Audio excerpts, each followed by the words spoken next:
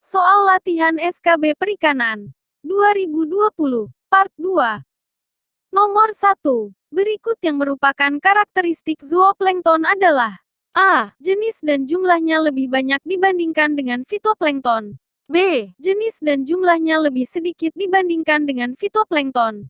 C. Semuanya berukuran renik. D. Bisa mengakibatkan kematian ikan massal, bisa terjadi pertumbuhan secara blooming.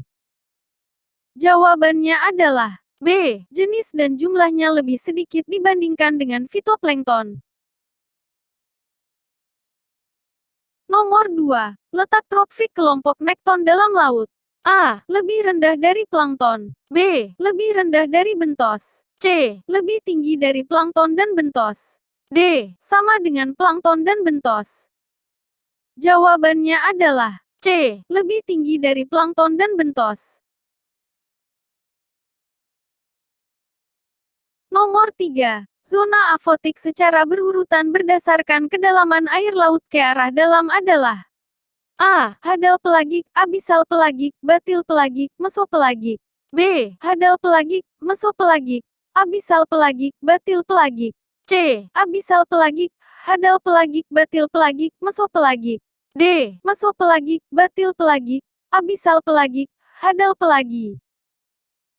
Jawabannya adalah D. Mesopelagik, batil pelagik, abisal pelagik, hadal pelagik. Nomor 4. Zona laut yang menjadi habitat alga merah pada umumnya adalah A. Sublitoral. B. Bawah litoral. C. Epipelagik. D. Hadal pelagik. Jawabannya adalah B. Bawah litoral. Nomor 5. Dampak yang berpotensi timbul dari penebangan hutan bagi kerusakan ekosistem. Peraitan yang memberikan pengaruh pada fisiologi tumbuhan adalah A. Berkurangnya populasi ikan. B. Berkurangnya populasi plankton. C. Keanekaragaman berkurang. D. Tumbuhan sulit berfotosintesis. Jawabannya adalah D. Tumbuhan sulit berfotosintesis. Nomor 6. Di bawah ini metode yang dapat digunakan dalam mengestimasi produksi ikan adalah A. Grab. B. Dredge. C. Corer. D. Riker. Jawabannya adalah D. Riker. Nomor 7. Hal yang harus diperhatikan dalam proses penangkapan agar bisa mendapatkan ikan tuna dengan mutu yang baik adalah 1. Ditarik ke arah kapal dengan dijaga tidak banyak berontak. 2. Mengangkat ikan dengan diganco. Dianjurkan dilakukan pada bagian atas insang. 3. Ikan diangkat menggunakan papan peluncur. A. Jika 1 dan 2 yang benar. B. Jika 1 dan 3 yang benar. C. Jika 2 dan 3 yang benar.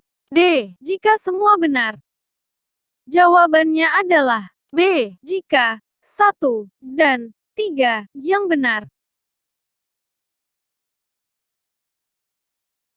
Nomor 8. Keseimbangan alamiah yang seharusnya dipertahankan pada pengembangan kawasan ekosistem mangrove adalah A. Pertambahan tanah, erosi dan sedimentasi. B. Air tawar, air laut dan abrasi. C. Substrat, air tawar dan air laut. D. Air tanah, air permukaan dan air laut.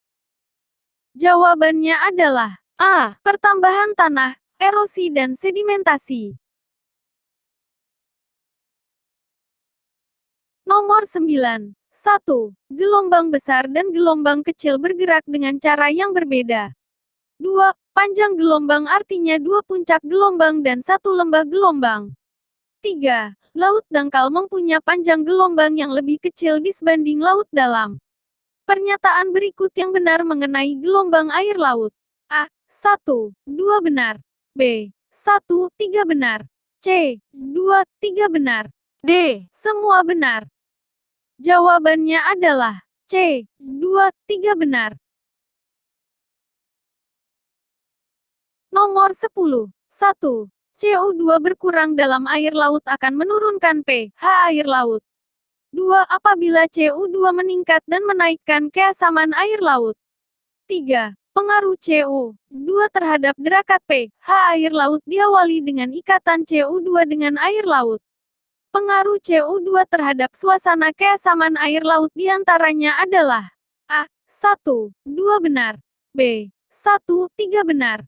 C. 2. 3 benar. Jawabannya adalah B. 1. 3 benar. Nomor 11. Kertas lakmus dapat digunakan sebagai indikator pemeriksaan kualitas air guna menentukan A. Senyawa fosfor. B. Sifat keasaman. C. Jenis mikroorganisme. D. Sifat kimia. Jawabannya adalah B. Sifat keasaman. Nomor 12. Unsur minor yang memiliki konsentrasi paling besar dalam air laut adalah A. Bromide. B. Bikarbonat. C. Strontium. D. Asam borat. Jawabannya adalah A. Bromide. Nomor 13. 1. Paparan abisal lebih luas dari lengkung benua dan paparannya. 2. Bukit dasar lautan pulau vulkanim terdapat pada bagian paparan abisal. 3. Lengkung benua merupakan bagian laut yang lebih dalam. Pernyataan di atas yang benar mengenai geomorfologi laut adalah A. 1. 2 benar. B. 1. 3 benar. C. 2. 3 benar. D. Semua benar. Jawabannya adalah A. 1. 2 benar. Nomor 14. 1. Ditumbuhi banyak oleh tumbuhan hijau, alga. 2. Permukaan badan perairan. 3. Perairan dalam dan dingin tanpa cahaya matahari. Dari badan perairan laut di atas, bagian yang mengandung banyak oksigen terlarut adalah A. 1. 2 benar. B. 1. 3 benar. C. 2. 3 benar. D. Semua benar. Jawabannya adalah A. 1. 2 benar. Nomor 15. 1. Beberapa asosiasi tumbuhan. 2. Suatu zonasi. 3. Tumbuhan sejenis yang homogen. Pernyataan yang benar untuk pantai yang berbentuk slope pada formasi Pesca Prae adalah A. 1. 2 benar. B. 1. 3 benar. C. 2. 3 benar. D. Semua benar. Jawabannya adalah A. 1. 2 benar. 16. Di bawah ini karakteristik pantai berbatu yang benar adalah 1. Terdapat belahan batuan cadas. 2. Habitat komunitas organismenya di permukaan. 3. Kepadatan makroorganisme paling rendah. A. Jika 1 dan 2 yang benar. B. Jika 1 dan 3 yang benar. C. Jika 2 dan 3 yang benar. D. Jika semua benar. Jawabannya adalah A. Jika 1 dan 2 yang benar. Nomor 17.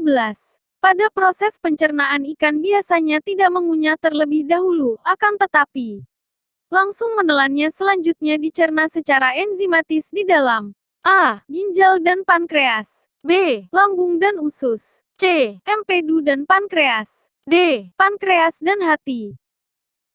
Jawabannya adalah B. Lambung dan usus. Nomor 18.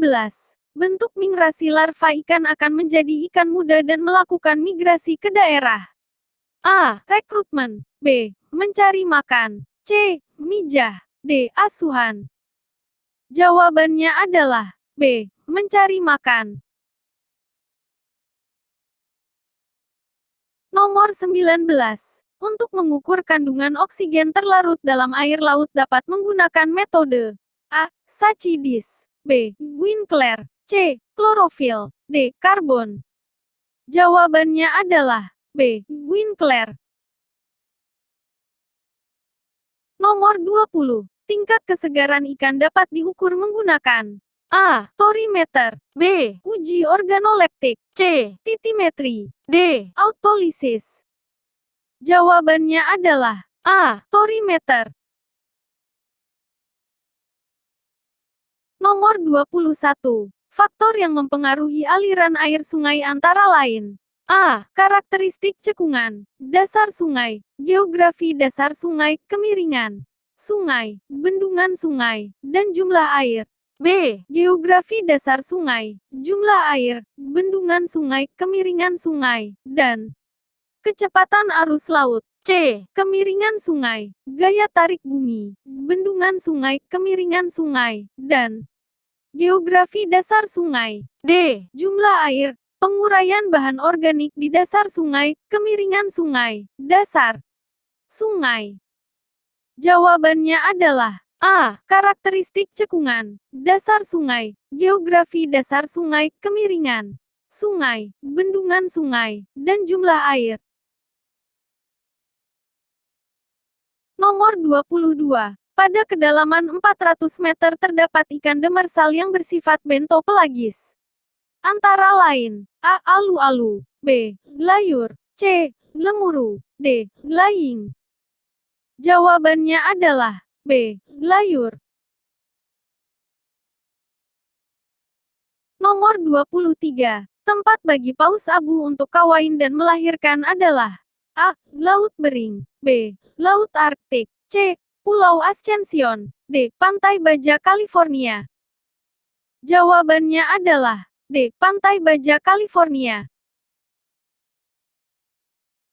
Nomor 24. Pada proses pembuatan kecap ikan melalui proses fermentasi menggunakan mikroba. Jenis A. Sikrofilik, B. Termofilik, C. Halofilik, D. Amilofilik. Jawabannya adalah C. Halofilik. Nomor 25. Pusat produksi terasi paling besar di Indonesia adalah A. Sidoarjo, B. Bagan Siapi Api, C. Pelabuhan Ratu, D. Lasem. Jawabannya adalah B. Bagan Siapi Api. Nomor 26. Pada proses produksi udang beku bila dikupas secara mekanis akan memberikan persentase limbah mencapai A. 75–85, B. 65–74, C. 55–64, D. 45–54. Jawabannya adalah A. 75–85%. Nomor 27. Untuk menghasilkan petis udang paling bagus, sebaiknya menggunakan bahan baku udang. A. Galah, B. Windu, C. Werus, D. Bagian kepala udang. Jawabannya adalah C. Werus. Nomor 28. Di bawah ini hal yang harus diperhatikan pada proses penanganan ikan adalah 1. Semua prosedur penanganan dilakukan dengan baik, terutama tindakan cepat terhadap semua kemungkinan kontaminasi. 2. Pengawasan yang terus-menerus penanganan berlangsung. 3. Penggunaan es hemat. Jangan dibuang kelebihan es yang telah dipakai. A. Jika 1 dan 2 yang benar. B. Jika 1 dan 3 yang benar. C. Jika 2 dan 3 yang benar. D. Jika semua benar. Jawabannya adalah A. Jika 1 dan 2 yang benar. 29. Pada proses penggaraman ikan memerlukan kemurnian garam yang tinggi karena garam murni 1. Menghasilkan higroskopoisitas tinggi. 2. Berkorelasi positif dengan kecepatan penetrasi garam. 3. Akan menghasilkan ikan asin yang berwarna lebih putih. A. Jika 1 dan 2 yang benar. B. Jika 1 dan 3 yang benar. C. Jika 2 dan 3 yang benar. D. Jika semua benar. Jawabannya adalah C. Jika 2 dan 3 yang benar. Nomor 30. Dilihat dari bentuk penampang melintang lautan, daerah lautan yang berada di antara lereng benua dan dataran abisal adalah A. Kaki benua, B. Zona fotik, C. Perairan neretik, D. Paparan benua. Jawabannya adalah A. Kaki benua. Selamat belajar. Jangan lupa like and subscribe.